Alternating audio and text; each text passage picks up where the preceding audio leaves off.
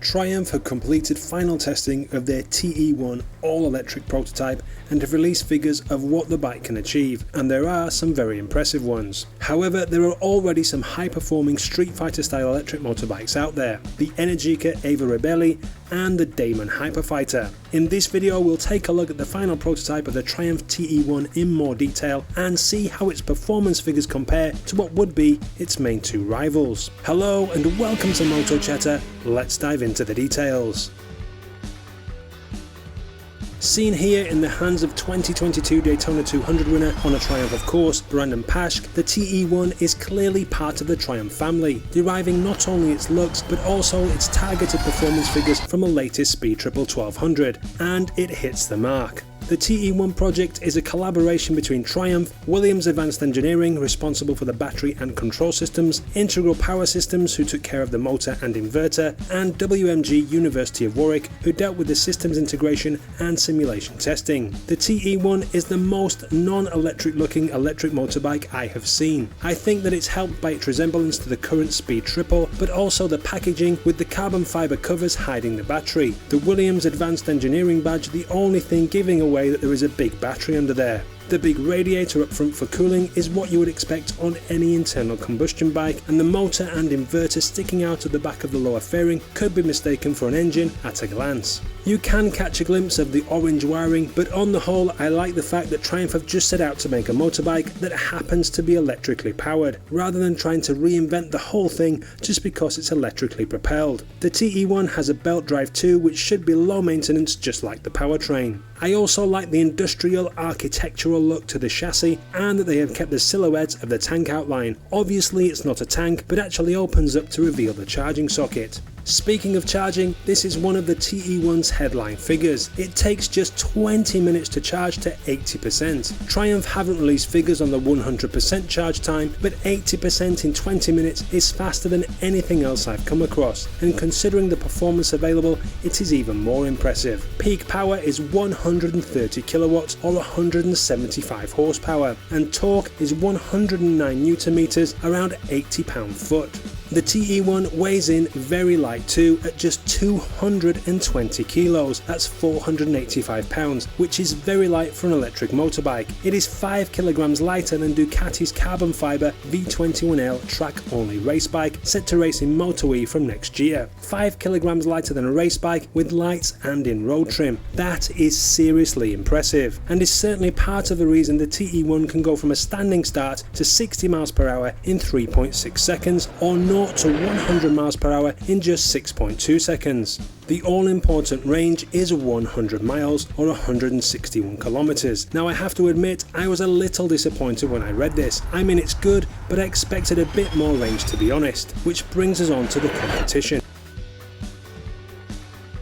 Energica's Eva Ribelle is the stripped-back Streetfighter version of their long-time developed Ego sports bike, the same one that has been raced in the MotoGP Moto E World Cup for the past 4 seasons. With its steel trellis frame and Italian exotic styling, it ticks a lot of the right boxes. Like the TE1, it comes with Brembo brakes, but standard has Marzocchi suspension, although you can upgrade to all-in suspension for a price to bring it up to the spec of the TE1 suspension. Crucially though, Energica quote a headline range figure of 261 miles or 420 kilometers, although that is city mileage. The combined figures, and perhaps more realistic figures, come in at 153 miles or 246 kilometers, so a good deal more than the TE1.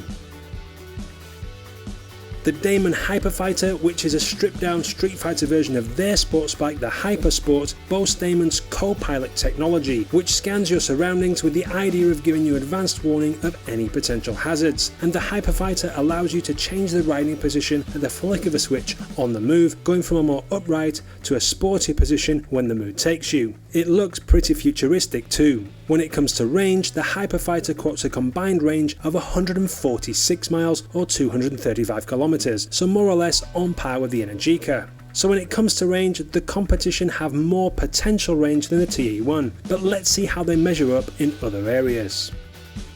Power wise, the TE1 is right in the mix and has plenty on tap. When it comes to torque, it seems to be lagging behind the other two, but we should remember that 80 pound-foot of torque is only around 10 pound-foot less than the Speed Triple 1200 RS or a Panigale V4S, so it may not have the triple digit figures of the other two here, but it is still in the mix in the real world on the road. Weight is where the TE1 excels, a full 40 kilos lighter than the Energica, and this is quite a feat while achieving the levels of performance it has. I can't find any official figures on the weight of the Hyperfighter, but I would have thought if it was anywhere near the TE1 they would be shouting about it. Range we have already covered, and although behind the others the Triumph's range isn't bad, it will do about the same on a charge as my old Aprilia Mille will on a full tank. Hand in hand with the range though, it is important to take into account the charging time, and the TE1 destroys the other two here, charging to 80% in less than half the time of either the Energica or the Damon. So you may have to charge the TE1 more often, but you'll spend far less time on charge, which is an important trade-off and one that I think I would take. Look at it this way, taking the combined range figures for the Energica, to go 122 miles would require 50 minutes on the charger. The same time on the charger for the TE1 would get you 200 miles of range. Obviously it isn't quite that straightforward, but you get the point. Triumph haven't released any top speed figures for the TE1, but as it is more or less on par with the Speed Triple 1200 RS, you could expect it to be nearer to the Hyperfighter than the Eva Ribelle here. Acceleration is a trump card of the Energica, with the Hyperfighter not far behind. However, the TE1 isn't what you'd call slow either. Lastly, we come to pricing. You can pre-order the Hyperfighter for $35,000 US. It should be noted that this is for the top of the range Colossus model. There are two lower spec versions, but they forgo the range and performance and all the all-in suspension and Brembo brakes. The top spec RS version of the Eva Ribelle with the all-in suspension added as an option starts at €33,896, so neither of them are cheap by any stretch of the imagination. There is no pricing for the TE1 as it is just a prototype with no production run announced, although it should form the basis of any future Triumph electric road bikes, and it was built with scalability in mind should it be put into production. Triumph have a wealth of production experience over the other two, and with their economies of scale I would expect a production version of the TE1 to come in significantly under the price of the others here, but time will tell. What you can be confident of is we are going to see an electric Triumph on the road at some point soon, and we're also sure to see an electric Ducati on the road soon too, as they're going to provide their newly developed V21L race bike in MotoGP for the Moto E Championship from 2023 onwards. So as the bigger established manufacturers put their feet into the electric motorcycle arena, it will be interesting to see how it changes the electric motorbike market and equally the internal combustion market, both in terms of price and performance available.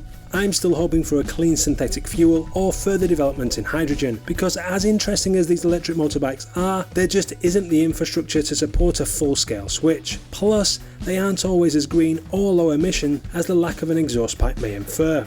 But that's what I think. What do you think? Are you looking forward to the electric revolution, or do you see a different future? Is the Triumph TE1 what you expected, and would you give up some range for a shorter charging time? Let me and others know what you think in the comments below. I hope you liked the video. If you did, go ahead and give it a thumbs up and subscribe for plenty more motorcycle videos to come. You can click the links on screen for more now on Ducati's electric racer and others, but whatever you do, have a great day and thanks for watching.